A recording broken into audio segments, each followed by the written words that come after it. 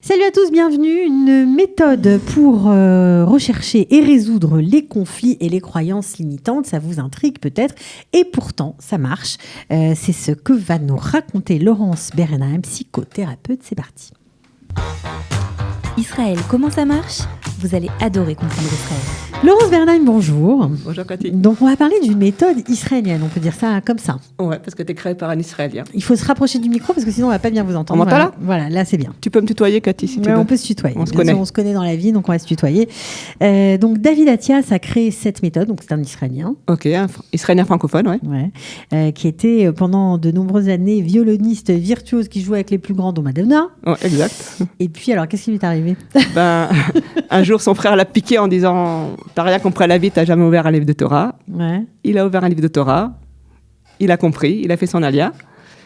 Et ici, il a décidé par les hasards de la vie, il a fait connaissance avec une technique qu'on appelle la kinésiologie, qu'il a commencé à étudier. Et en partant de cette base, il a beaucoup cherché, il a refait toute une technique, sa technique à lui, pour justement permettre aux gens de se libérer des conflits et des croyances invalidantes qu'on porte tous. Alors c'est quoi une croyance invalidante ? Une croyance invalidante, c'est par exemple je ne m'aime pas. Mais c'est pas je crois moi que je m'aime pas, c'est dans mon inconscient, c'est écrit je ne m'aime pas. Et l'inconscient a une force extrême. Et quelqu'un qui dans son inconscient ne s'aime pas va tout faire pour saboter sa vie, que ce soit professionnellement, que ce soit physiquement, que ce soit socialement, que ce soit familialement.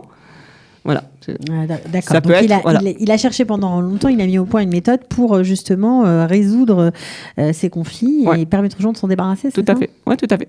De façon très simple. Alors vous êtes quoi là-dedans ? Vous êtes Moi j'ai étudié avec lui pendant 2 ans. D'abord j'ai croisé une ancienne élève à lui par hasard. Je sais que j'avais pris un rendez-vous pour moi. J'étais impressionnée beaucoup par la technique parce que j'avais vu beaucoup de thérapeutes dans toute ma vie. J'avais cherché beaucoup de thérapeutes pour moi me soigner, à me nettoyer. Et là, la technique m'a vraiment impressionnée. Pourquoi ? Parce que c'est une technique cartésienne, on va dire, carrée. Tout à fait. Fondée. On voit, elle avait, cette jeune femme, cette thérapeute qui m'a reçue, elle avait son cahier ouvert et elle allait étape par étape. Et à la fin, elle vérifiait que ce qui était vrai au début pour moi n'était plus vrai. Donc ça vous a plu. Voilà. Et donc là, j'étais impressionnée par la rationalité ou le rationalisme de la technique. Alors, on parle beaucoup de neurosciences, de systèmes énergétiques. Est-ce que tout ça est lié et a un lien forcément avec cette méthode ? Forcément, oui. Donc, les neurosciences, c'est la connaissance du cerveau. D'accord. Donc, effectivement, David, par exemple, après avoir étudié la kinésiologie et avoir été frustré et pas avoir trouvé les réponses qu'il a... ne pas être satisfait des réponses qu'on lui donnait, il a décidé d'aller faire passer quelques certificats de neurosciences pour comprendre le fonctionnement du cerveau. Et surtout, ce qui fait la force de sa technique, c'est qu'il a rencontré un grand professeur, un grand spécialiste du système énergétique. Qui s'appelle Zironovrara, professeur Moussa. D'accord. Maurice Moussa, qui lui avait passé 10 ans en Chine pour découvrir tout ce que gardaient secret les Chinois sur le système énergétique. Et David l'a rencontré ensuite en Israël. Il a appris de lui pendant des années en privé. Et de là, David a refait un système vraiment Donc cette méthode, on va dire, en tout cas, c'est un mix entre les apports de la neuroscience, la connaissance du système énergétique. Exact. Et c'est ça qui fait qu'on se libère de ces blocages, on va dire. Avec un outil essentiel qui est ce qu'on appelle le test musculaire. Ça veut dire le test musculaire, c'est le bras qui tient, le muscle qui est fort ou qui est lâche. Donc le muscle du bras, qui nous permet de... tout simplement, en fonction de la réaction du muscle, de savoir si par exemple, si je dis à quelqu'un « je m'aime », si la personne s'aime, alors son bras va vraiment tenir, le muscle va tenir. Si elle ne s'aime pas, le muscle va lâcher parce que dans le cerveau, on n'aura pas trouvé l'information « je m'aime ». Du coup, ça va affaiblir le muscle. Donc, ce n'est pas une méthode qui est encore très développée en Israël ? Non, parce qu'il a cette méthode, cette technique elle-même, non, elle est très peu développée parce qu'il n'y a que David l'a créée. Il ne fait pas de pub. Il y a quelques personnes qui sont formées, mais voilà, pas beaucoup. Quelques personnes sont formées. Lui-même ne fait pas de pub. Mais vous, ça vous énerve parce que vous avez envie voilà, d'aider moi, les ça gens. me frustre. Je dis, quand je vois comment en quelques petits poules, grâce à Dieu, on peut sortir ou des enfants ou des adultes de leur difficulté de vie. Je dis, c'est pas possible qu'on traîne tous jusqu'à 120 ans, alors qu'on pourrait en 2, 3, 4, 5, même 6 séances aller vraiment très très bien. Alors, est-ce que c'est une méthode qui marche sur les enfants, notamment, bon, ça marche sur les adultes et les enfants, mais aussi pour les difficultés scolaires, parce qu'il y a beaucoup de parents qui galèrent, il faut bien dire, avec leurs enfants, parce que pour X raisons, notamment Alors, après ouais. l'ALIA, parfois c'est difficile. Est-ce que ça marche? Alors même indépendamment de l'ALIA, même en France, même quelqu'un qui resterait dans son pays, c'est pas compliqué. Ici, par exemple, très souvent, on nous emmène des enfants qui, on nous dit, ils ont 12 ans, 10 ans, ils sont hyperactifs et je ne sais quoi, ils n'ont pas d'attention, problème d'attention, de concentration, on leur veut la mettre sur Ritaline, le grand truc. En fait, c'est pas compliqué. Un enfant qui, dès le CP, rentre pas dans les enseignements, pour une raison X que je vais vous expliquer pourquoi il rentre pas dedans. Après, il passe en CE1, en CE2, il est toujours pas rentré dedans, donc il s'ennuie, il commence à bouger, il fait pas attention. Et là, on dit qu'il a des problèmes rikshi et d'attention et je ne sais quoi. D'accord ? C'est comme si un enfant qui rate le CP, il comprend plus rien après. Donc du coup, après, il comprend plus rien ce qui se passe en classe. C'est comme si c'est toi, Cathy, je t'envoie en Chine, au Japon, dans une classe où tu comprends rien. Forcément, tu commences à bouger sur ta chaise, à parler avec ton voisin. Bien sûr. D'accord. Donc le problème, très souvent, il est à la base. Il vient de toutes petites classes. Alors, c'est très simple. Par exemple, un enfant, en CP, on apprend à lire et à écrire. À lire et à compter. D'accord ? C'est les deux items.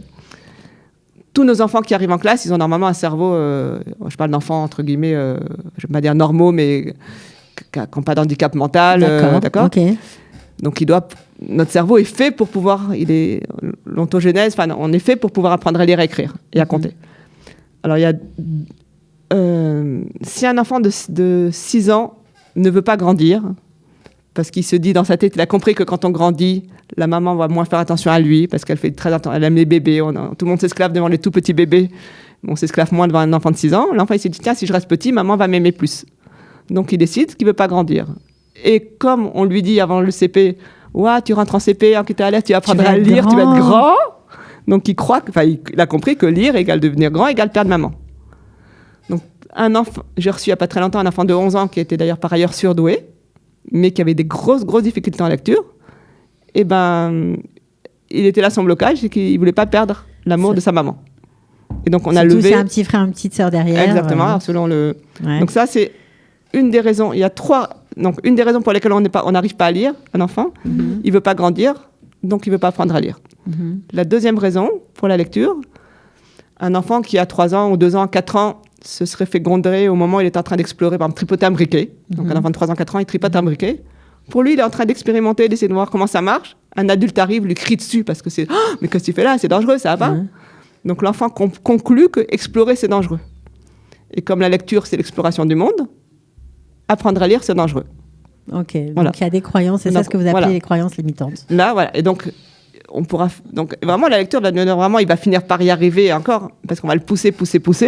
Voilà. Ça, c'est pour les... Alors, comment on fait? Alors, ok, une fois qu'on a identifié Attends, je dis juste les problèmes en maths. J'ai le droit en maths, oui. Problème en maths dès le CP. Un enfant, que ce soit un aîné qui a un petit frère, une petite sœur, d'accord? Dans sa tête, même si un enfant pourra jamais dire à ses parents, ton bébé, j'en veux pas. Je voulais rester. Ça peut arriver. Ouais, c'est rare, mais voilà, parce qu'en général, on sait qu'on peut pas dire qu'on sera mal reçu.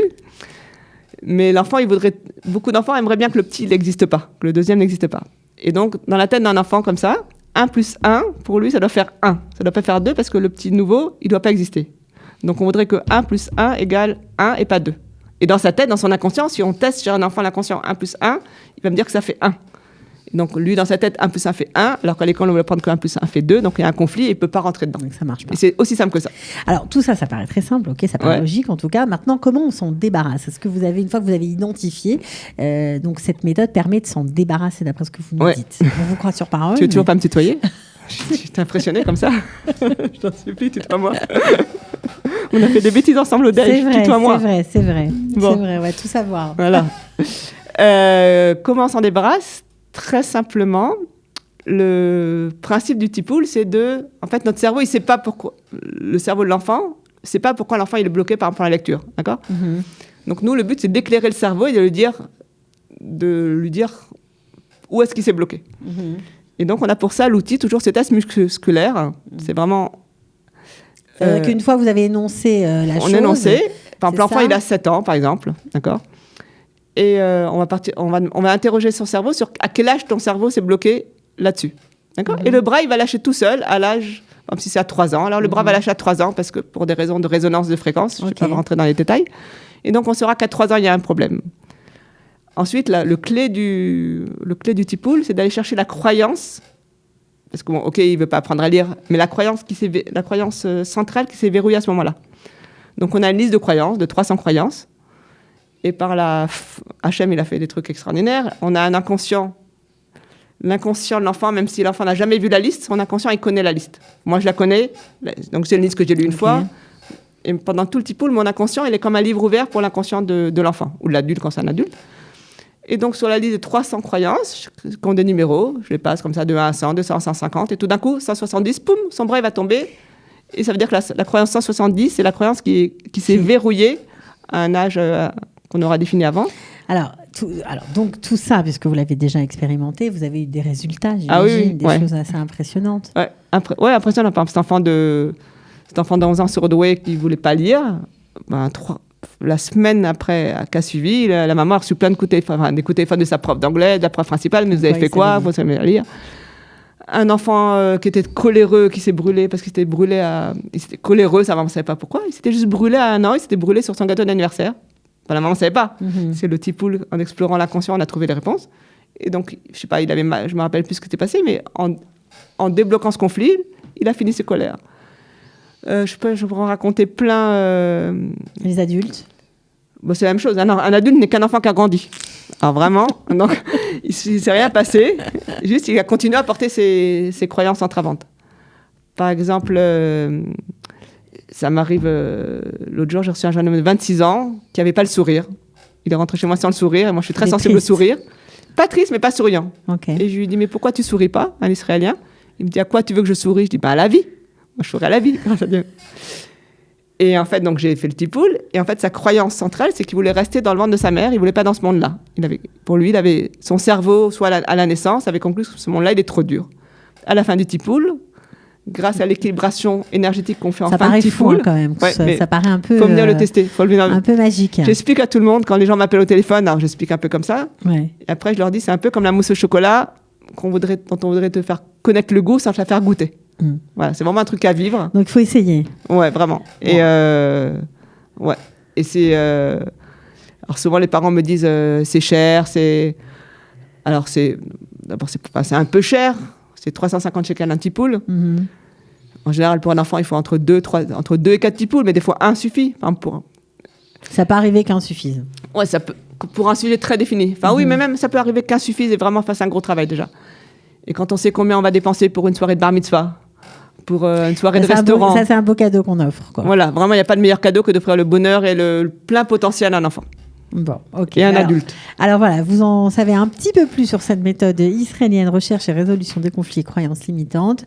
Merci Laurence Bernheim. Donc on vous trouve sur Facebook si on veut vous contacter, j'imagine. On trouve mon nom sur Facebook. Je peux donner mon numéro de téléphone, ça ne me dérange pas si tu veux, mais je peux aussi ne pas le donner. Ouais, vas-y, il n'y a pas de problème. 054 700 73 61. Voilà, comme ça, vous avez tout pour essayer de vous aider.